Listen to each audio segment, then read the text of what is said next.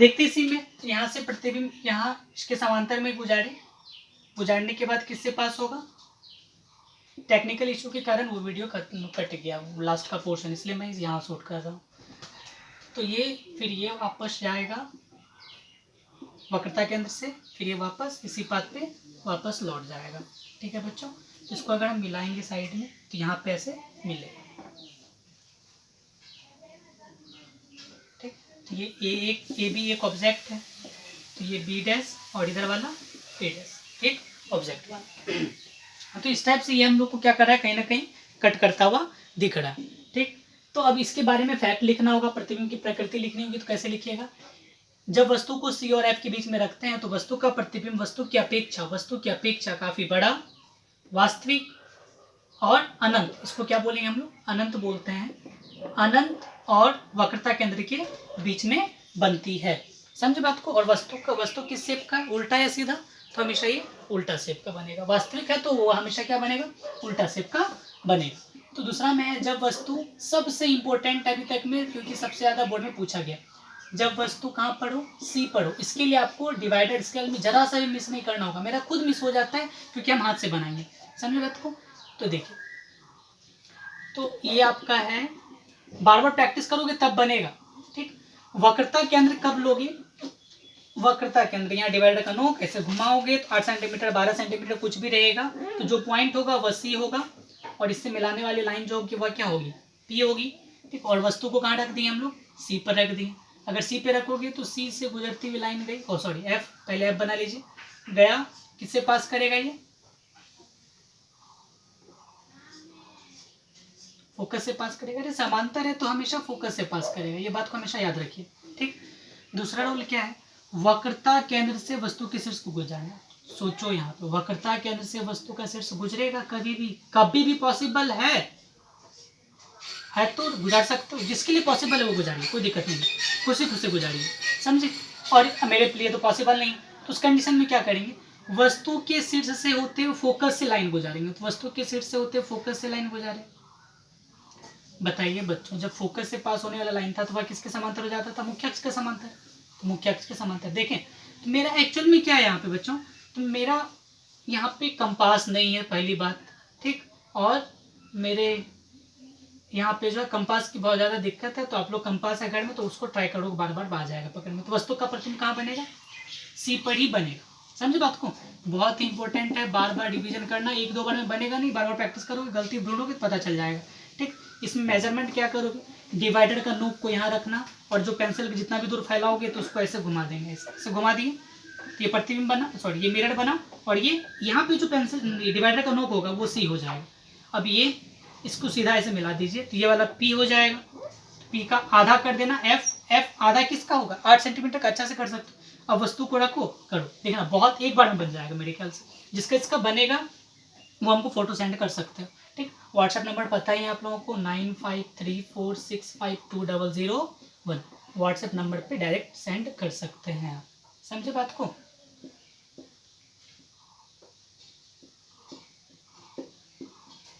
ठीक, warm welcome सभी को।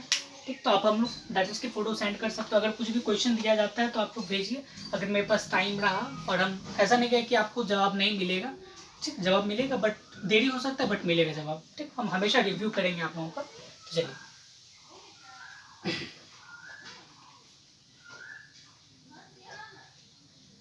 जब वस्तु सी पढ़ो, ये था आपका जब वस्तु, अब लिखते हैं जब वस्तु सी और एफ के बीच। सबसे इंपॉर्टेंट फैक्ट था आपका, जब वस्तु सी पढ़ो, सी और एफ के बीच हो, तो इसके प्रकृति में कैसे लिखोगे, वस्तु का जितना साइज है उतना ही साइज प्रतिबिंब का होता है। वस्तु जहां पर सी पर है प्रतिबिंब भी सी पर ही बनेगा। समझ रहे बच्चों। दूसरा कंडीशन क्या था कि आभासी नहीं है, वास्तविक है, और वस्तु की अपेक्षा उल्टा है। चलिए, तो अभी वस्तु जब सी और एफ के बीच हो,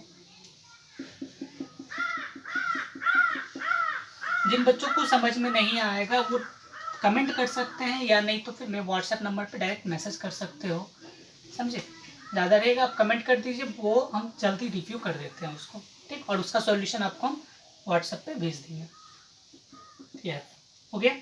तो अब जब वस्तु सी और एफ के बीच हो तो सी और एफ यहाँ पे है। ये सब तय कैसे करते हो पता है ना, सी किसको मानेंगे, अगर ये पता चल जाए तो फिर कोई दिक्कत नहीं है आप लोगों को, समझे। सी किसको हम बार बार बता रहे हैं ना, डिवाइडर का नोक लेना, डिवाइडर जो होता है उसको लेना, डिवाइडर को कुछ शेप तक फैलाना, या इसके स्केल लो, डिवाइडर का नोक को यहाँ रखो, यहाँ पे ऐसे डिवाइडर का नोक रखिए और यहाँ साइड में पेंसिल रखो, समझे बात को। एक 8 सेंटीमीटर का, मेरे ख्याल से 8 सेंटीमीटर ज़्यादा बेनिफिट होता है, उसकी बहुत ज़्यादा बच्चों को जल्दी हो जाता है, गलती होने का चांसेस कम रहता है। अब हम ऐसा नहीं बोल रहे हैं क्या कि सिर्फ 8 ही ले सकते हो, अरे भाई तुमको जो लेना है लो, लेकिन उसका हाफ कर लो, ज़्यादा बेटर रहेगा वो। लिए ऐसे, अब इसका नोक को यहाँ पे रखो ऐसे, और उसके बाद फिर इसको पकड़ के ऐसे घुमाओगे तो इस शेप का बनेगा ऐसे, ठीक। और जो ये जो नोक रखे हो ना, अगर इसको ऐसे घुमा देंगे तो ये केंद्र बन जाएगा, तो ये सी है आपका, समझ में आया। और इसको ऐसे मिला दोगे तो ये पी, और इधर यानी हाफ क्या हो जाएगा 4 सेंटीमीटर के डिस्टेंस पे, तो ये एफ, समझे। अब वस्तु को करोगे तो ये डायग्राम भी आपका एक बार में बन जाएगा, ठीक, मेरे ख्याल से 100% एक बार में। और इससे अगर आपतित किरणें गुजारेंगे तो ये मुख्य अक्ष के समांतर होगी, समांतर किरणें आपको अच्छी तरह से खींचना है, समझे। बहुत बच्चा इसी को उल्टा पुल्टा कर देता है तो गड़बड़ हो जाता है, बोलता है मेरा बनता ही नहीं, ये बनेगा, ट्राई करोगे तो जरूर बनेगा, समझे। तो इसका डायग्राम पूरा करना है तो कैसे करोगे, समांतर कैसे गई, पास हो गया। दूसरा क्या था, ओहो ये तो हो गया ना हम लोग का, जब वस्तु सी और एफ के बीच में हो,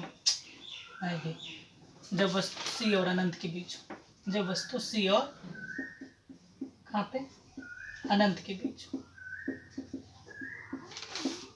जब वस्तु सी और अनंत के बीच, यहाँ पे वस्तु को रख दी,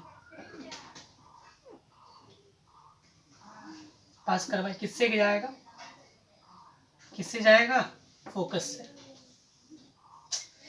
ओहो फोकस से गया। दूसरा रूल क्या था, अब तो वक्रता केंद्र से होते हुए गुजार सकते हैं किरणों, गुजारे फिर रिफ्लेक्ट होकर फिर वापस उसी पथ पे चला जाएगा। क्यों चला जाएगा, क्या रीजन है, वक्रता केंद्र से जाने वाली किरणें क्या होती है, दर्पण की सरफेस पे लंब होती है, ठीक। तो ये आपतित परावर्तित किरणें ये और ये दोनों आपस में एक दूसरे को यहाँ कट करेगा, जहाँ कट करेगा वो ए, ये बी डैश और इधर वाला ए डैश। तो वस्तु की अपेक्षा उल्टा प्रतिबिंब बना, वस्तु वास्तविक बना, प्रतिबिंब वास्तविक है। और सी और एफ के बीच में, जब वस्तु सी और अनंत के बीच में रहे तो वस्तु का प्रतिबिंब सी और एफ के बीच में बनता है। तो बहुत सारे केस आएगा, तो हम बार बार बोलेंगे कि इसको याद करने से ज़्यादा अच्छा है कि आप 4 से 5 बार प्रैक्टिस कर लो। प्रैक्टिस करने के बाद हाथ भी फ्री हो जाएगा, उसके बाद फिर आप भूलोगे भी नहीं कभी, एक मेंटलिटी सेट हो जाएगा आपके माइंड में, और रटोगे तो भूल जाओगे ये सब चीज़, ठीक। बार बार प्रैक्टिस करोगे तो ज़्यादा बेटर है, समझे। चलिए ये था। अब लास्ट है हम लोगों का, एक लास्ट टॉपिक है क्या, जब वस्तु सी यानी अनंत पर हो, जब वस्तु अनंत पर हो। अनंत पर कौन है, अनंत पर किसको मानते हैं लोग, चांद सूरज, ये सब क्या हम लोगों का अनंत है, ठीक। अगर अनंत पे है तब देखते हैं क्या आ रहा है, ये क्या हो जाएगा, सी हो जाएगा, ये क्या हो जाएगा, पी हो जाएगा, इधर वाला क्या होगा, एफ, ठीक।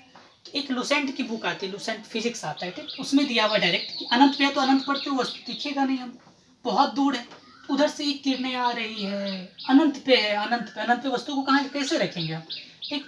तो मुख्य अक्ष के समांतर होगी तो वह किससे पास करेगा, फोकस, चूंकि यहाँ पे आती है यहीं पे प्रतिबिंब बन गया, ये डायरेक्ट इतना छोटा सा दिया हुआ है, ठीक। और दूसरा है इसी में एक दूसरा फैक्ट हम बताते हैं आपको, जो आप लोग की बुक में दिया हुआ एक्चुअल में, बेटा दें। चलिए, जब वस्तु अनंत पर हो, एक तो ऐसा बना सकते हो, गलत नहीं है ये, आपका फैक्ट सही है, पी ये सी और इधर वाला एफ। तो वस्तु जब अनंत पे हो तब क्या करेंगे, तो मान के चलिए चांद सूरज ये सब अनंत पे है, तो ये सब की हमेशा कौन सी किरणें आती हैं, समांतर किरणें आती हैं, ये सही पे समांतर किरणें आई। समांतर किरणें आने के बाद ये क्या होते हैं, एक जगह सेट मिस्टेक, यहाँ पे 90 डिग्री बनेगा, फिर ये वापस ऐसे रिफ्लेक्ट हो जाएगा, फिर यहाँ भी 90 डिग्री बनाएगा, फिर ये वापस ऐसे रिफ्लेक्ट कर देगा, ठीक। ये भी 90 डिग्री बनाएगा, फिर ये वापस ऐसे रिफ्लेक्ट कर देगा, तो ये दोनों एक दूसरे को कहाँ, फोकस के नीचे काटेगी, समझे। तो ऐसा शेप बनेगा, ठीक। तो यहाँ पे क्या बना, प्रतिबिंब कैसा बना, प्रतिबिंब कैसा बना, वास्तविक बनेगा, वास्तविक, वस्तु की अपेक्षा उल्टा, वस्तु की अपेक्षा उल्टा, और साथ में वस्तु की अपेक्षा उल्टा, और वस्तु के साइज से बहुत छोटा। चांद सूरज बहुत बड़ा है बट हम लोग उसको थाली में उतार लेते हैं, थाली में पानी रखते हैं और उसमें हमको उसका टोटल शेप दिख जाता है, तो वस्तु की अपेक्षा काफ़ी छोटा बनता है। वस्तु की अपेक्षा प्रतिबिंब छोटा बनता है। और कहाँ बनता है? तो प्रतिबिंब कहाँ बनता है? प्रतिबिंब फोकस पर बनता है। ठीक है बच्चों, ये आपका बेसिक कंसेप्ट था। ये आपका टोटल कंडीशंस है। अवतल दर्पण में मात्र इतना ही कंडीशंस है, इसको बार बार याद करना है, रिवीजन करना है। जितना ज़्यादा प्रैक्टिस करो उतना ज़्यादा अच्छा है। ठीक, कल हम लोगों का ये चैप्टर पूरी तरह से खत्म हो जाएगा, और जितने भी डायटम्स के आप लोग अगर फॉलो कर रहे हो तो फिर अच्छी वाली बात है, अगर नहीं कर रहे हो तो भी अच्छी वाली बात है, क्योंकि अपना किस्मत अपने हाथ में। ठीक, अब क्लास में हो नहीं जो कि हम पिटाई करेंगे या नहीं तो फिर समथिंग डांटेंगे फटकारेंगे, कुछ नहीं।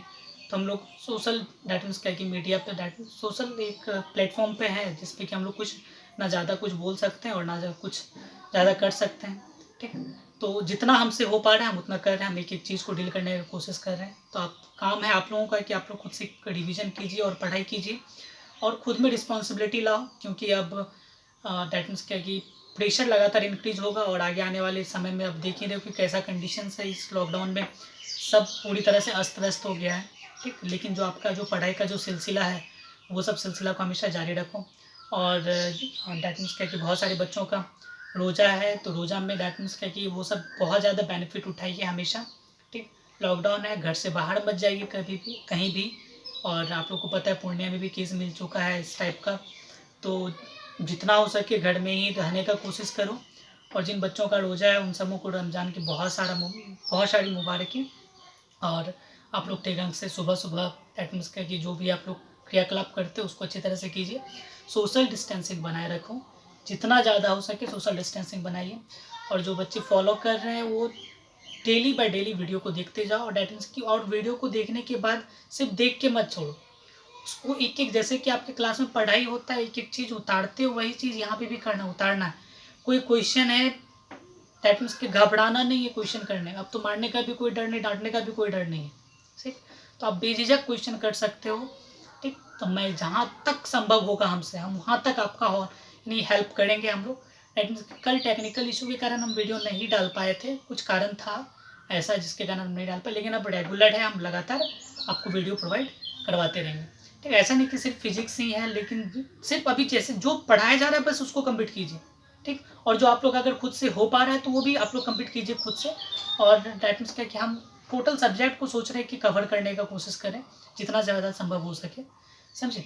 तो हम यही सोचेंगे कि आप लोगों का पढ़ाई लैप्स ना हो, और समझ में नहीं आता तो प्लीज़ बोल रहे हैं क्या कि आप लोग कमेंट में लिखिए, या नहीं तो फिर हमको मैसेज कीजिए, कॉल कर लीजिए हमको, हम आपको डैट मीन्स की कॉल पे हम भी समझाने का पूरा हर संभव कोशिश करेंगे आपको, समझे बात को। तो ये आपका है, और खुद में लॉयल बनो, समझ रहे हो। डैट मीन्स कि गार्जियन को या कुछ बोलने से या नहीं तो कुछ करने से तो कुछ होता नहीं है। गार्जियन 10 बार बोलेगा पढ़ने के लिए, मोबाइल दे दिया जाता है बच्चों को, पढ़ाई करने के अलावा कुछ और करते हो, फिल्म देखते हो, मूवी देखते हो, ये सब गलत बात है। जितना ज़्यादा हो सके आप लोग डैट मीन्स क्या कि गार्जियन के लिए लॉयल बनिए, साथ में हम लोगों के लिए लॉयल बनिए, और साथ में जहाँ तक हो सके खुद से एक बार रिवीजन करते रहो, समझे।